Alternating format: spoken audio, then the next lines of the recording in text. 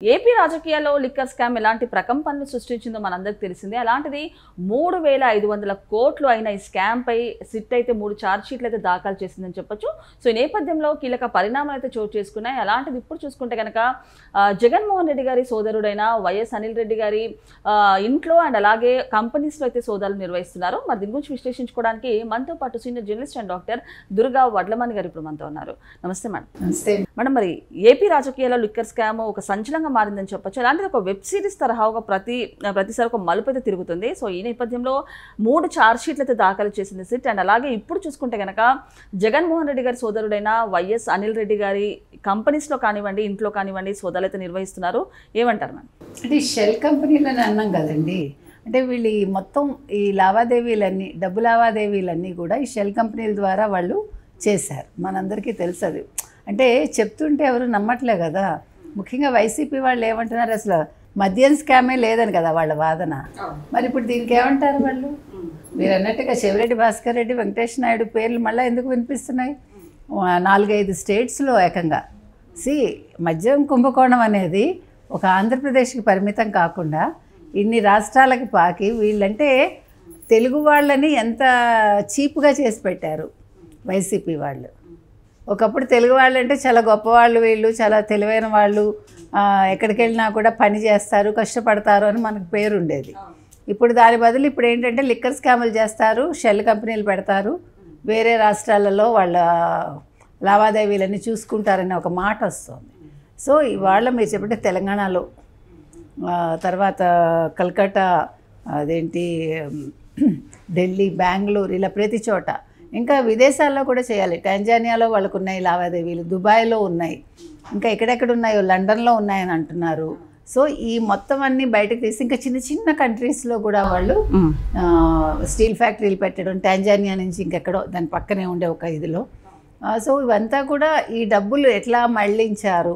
ఇంకొక ముఖ్యమైన విషయం ఏంటంటే, మొన్న ఒక రైతు ఇంటిని సోదా చేశారు. రైతు ఇంటిని ఈడీ వెళ్ళింది. అంటే ఎందుకు వెళ్ళాల్సి వచ్చింది? అసలు రైతుకి ఏంటి పని అంటే, రైతు ఇంట్లో సోదా చేస్తే ఏమీ దొరకలేదుట.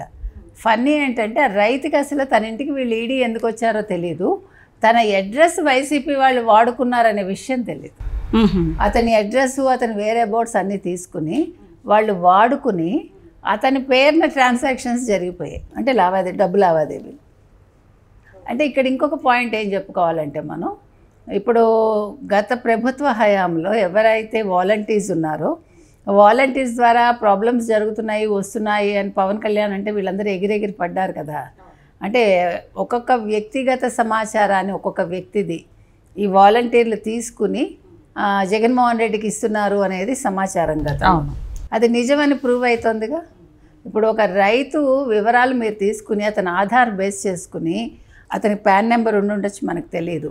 అంటే మీ వ్యక్తిగత సమాచారం తీసుకుని మీకు తెలియకుండా ఒక అకౌంట్ ఓపెన్ చేసేసి లావాదేవీలు జరిపేసి బినామీ పేర్ల మీద ఇలా ఇంకా ఎంతమంది ఉన్నారో మనకు తెలియదు. అంటే వాలంటీర్ల వ్యవస్థని ఎందుకు పెట్టారో ఇప్పుడు మీకు అర్థమైంది. అండ్ అలాగే రాజకేశ్ రెడ్డి గారి భార్య అయిన కంపెనీలో కూడా సోదాలు చేశారు. అండ్ అలాగే రాజకేశ్ రెడ్డి నుంచి అనిల్ రెడ్డి ద్వారా జగన్మోహన్ రెడ్డికి ముడుపులు అంటాయంటూ కూడా చెప్తున్నారు మేడం. ఏమంటారు దీని గురించి? అందులో ఏం సందేహం లేదు. ఇప్పుడు రాజకేశ్ రెడ్డికి ఒక 7 స్టార్ హాస్పిటల్ ఉంది హైదరాబాద్లో. అది వాళ్ళ భార్య, వాళ్ళందరూ, వాళ్ళ అత్తగారు వాళ్ళందరూ చూసుకుంటారని మనం ఆల్రెడీ మాట్లాడుకున్నాము. సో ఇప్పుడు ఆవిడ పేరుని ఇంకా ఏమేమి ఉన్నాయి, వాళ్ళు సినిమాలు కూడా తీశారు కదా, ప్రొడక్షన్ హౌస్ పెట్టి వాళ్ళు బ్యానర్ మీద సినిమాలు కూడా తీశారు, పెట్టుబడులు పెట్టారు. తర్వాత ఇన్వాయిస్లు, అంటే ఇప్పుడు మీ దగ్గరకు వచ్చి బంగారం కొన్నట్టుగా వాళ్ళు ఇన్వాయిస్లు పుట్టించి మళ్ళీ బంగారం వెనక్కి తీసుకోవడం. ఓకే, ఇప్పుడు ఎంత 175 కోట్లక ఎంతకి కాయిన్స్ దొరికాయి అంటున్నారు, బంగారం కాయిన్స్. ఇంకా ఏమేమి వస్తాయో అప్పుడే ఉంది. ఇంకా అంటే ఇది ఇంకా ఆరంభమే. అంటే జ్యువెలరీ షాప్స్ అండ్ అలాగే పండ్ల దుకాణాలతోటి కూడా వీళ్ళకి లింకప్స్ ఉన్నాయి, అక్కడ కూడా ముడుపులు అంటాయి అంటూ కూడా చెప్తున్నారు మేడం. అంటే పండ్ల దుకాణాల్లో ఇప్పుడు మన సినిమాల్లో చూస్తూ ఉంటాం చూడండి. మీకు పూర్వం ఎట్లా ఉండేదంటే, ఈ ఫారిన్ గుడ్స్ మనం కొనుక్కోవాలంటే చాలా కష్టం. మెడ్రాస్ చాలా ఫేమస్ అప్పట్లో. బర్మా బజార్లో మీకు ఫారిన్ గుడ్స్ కావాలంటే దొరుకుతాయి, కానీ వాళ్ళు మోసం కూడా బాగా చేస్తారు. అంటే మనకు తెలియదని, మనకు చూపించేది ఒకటి, ఇచ్చేది ఒకటి ఉంటుంది. సో ఈ షిప్లో వచ్చేటప్పుడు వాళ్ళు షూల్లో పెట్టుకుని వాచీలు కావచ్చు, మరొకటి, అంటే నా చిన్నప్పుడు నేను మాట్లాడేది అట్లా వచ్చేవి. మా నాన్నగారు ఒక వాచి తీసుకొచ్చారు కూడా, నాకు బాగా గుర్తు, సీకో వాచి. సీకో అప్పట్లో మంచి కంపెనీ, చాలా మంచి కంపెనీ. ఇప్పుడంటే ఇన్ని కంపెనీలు వచ్చాయి, అప్పుడు సీకో అంటే అసలు చాలా ఏదో పెద్ద రిచ్ లాగా లెక్క. సో అట్లా నేను అనేది ఆ రోజుల్లోనే నేను చూశాను. కాబట్టి ఇప్పుడు మళ్ళీ ఈ పళ్ళ దుకాణాలతోటి ఎందుకు, ఇది చాలా ముఖ్యమైన విషయం మనకి. ఇప్పుడు బంగారం దుకాణాలతోటి మీరు ఇన్వాయిస్లు తీసేసుకుని రేస్ చేసేసి, అంటే కొనుగోళ్ళు చేసినట్టుగా, లావాదేవీలు జరిపినట్టుగా వాళ్ళు సృష్టించి మళ్ళీ బంగారం వెనక్కి తీసుకోవడం, అంటే బ్లాక్ను వైట్ చేసుకోవడం. మరి పండ్ల దుకాణం వాళ్ళతోటి ఏం చేశారు, ఈ బంగారాన్ని పళ్ళల్లో పెట్టి పంపించారా తెలియదు మనకి.